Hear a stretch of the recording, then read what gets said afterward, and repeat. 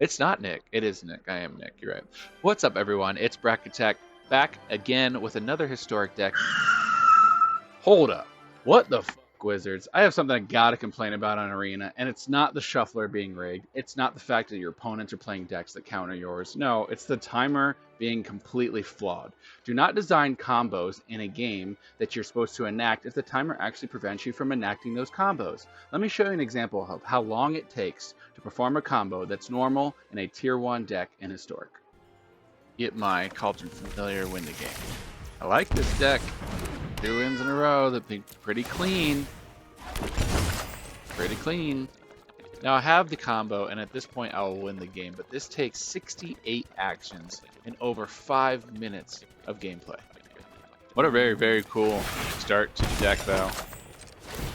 We've seen Troll King come out. We've seen Combo 1 come out. We've seen our other combo with the rats come out. Confectioner is another infinite combo here if we have Peregrine Took. So I like having the options because Banashama can find all the combo pieces, right? Good wish target, so awesome. Let's go to game 3. Now, luckily, we were able to finish that match before the timer roped us down and ended our turn. But let me introduce you to this next opponent. Their name is Sika Immortal. Now, I don't know if they had a bad day or if they were just upset by the way I was drawing, but they were running the Angel Life Gain deck in Historic, which is a very popular deck that gains a significant amount of life and that then combos and synergizes with everything else in its deck. But this opponent specifically was abusing the timer glitch against me, and they knew that I had to perform the combo and finish it within a certain time before my timer had ended my turn.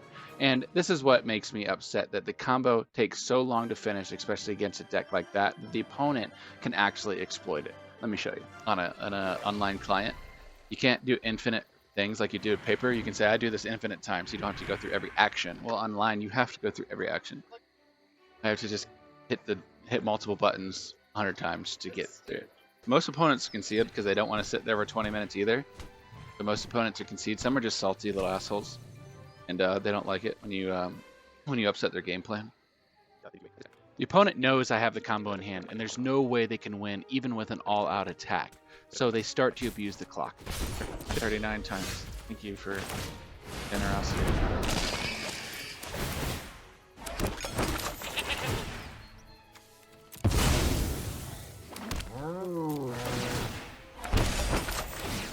Alright, well, 38 times later, this opponent's going to make me do it, I think. I don't have time for this shit. Press the button, let me the fuck out of here. I don't have time. So that maybe Wizards one day can ban these assholes.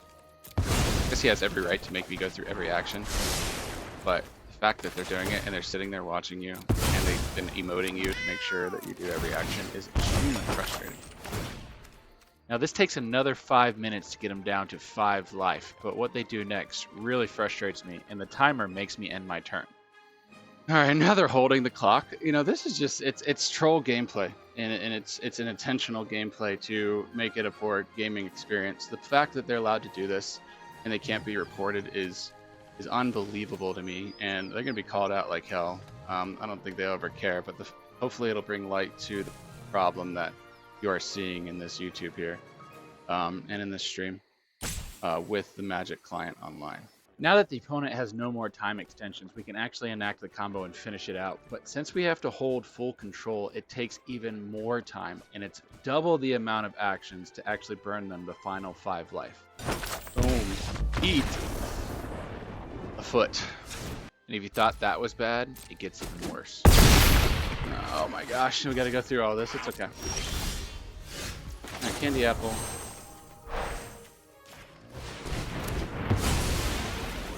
Alright, now just do our combo.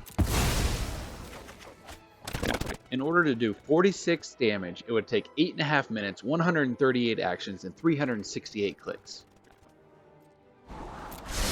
Alright, we've gone through literally 40 life of theirs with this combo, and it's almost taken all 20 minutes to do it. We're not going to let them draw at all. We're not going to let them do anything. And it's sweet, sweet, sweet reward winning this game. Oh, the fucking frustration. And then they concede on 3 life. That just makes you more of a dick. Oh my gosh. Well, this shows you the power of this deck. We are 3-0, and we even got through 2 very troll opponents. But not all opponents are bad. Take a look at this opponent who was up in life quite a bit with Shoulder in 1 ring, and I couldn't finish the combo in time before I timed out and ended my turn. This opponent realized that. They are realizing that I won the game last turn. I just couldn't finish it because of the timer. We do have actually a respectable opponent, if that is the case, and that is what they are doing. They are conceding, I think, by timing themselves out. That is very respectable. Good games. Thank you. Good. See?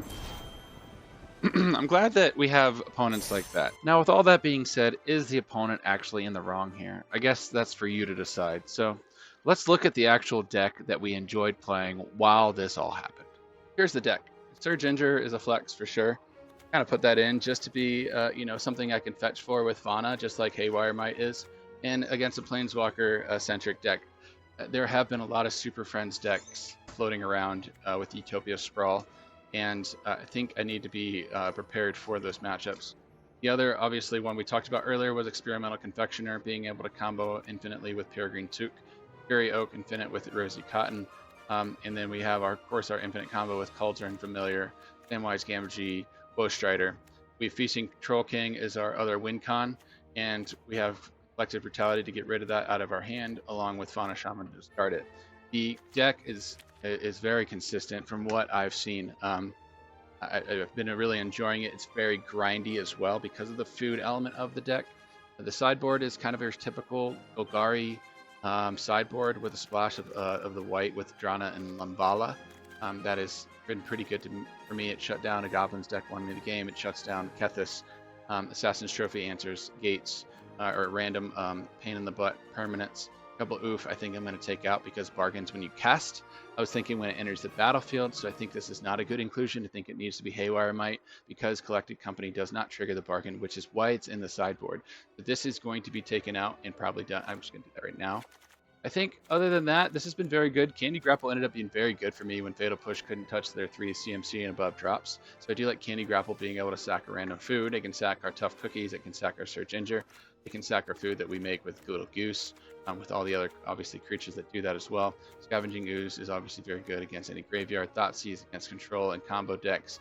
Fatal Push is other more removal. So, hope you enjoyed today's video. I did, other than having to go through that massive headache of winning the game against salty opponents. So make sure you subscribe, hit the bell, make sure you hit the like button, help me out a lot. Go to my Kick, follow me, watch me live. That'd be greatly appreciated. Thank you. See you next time.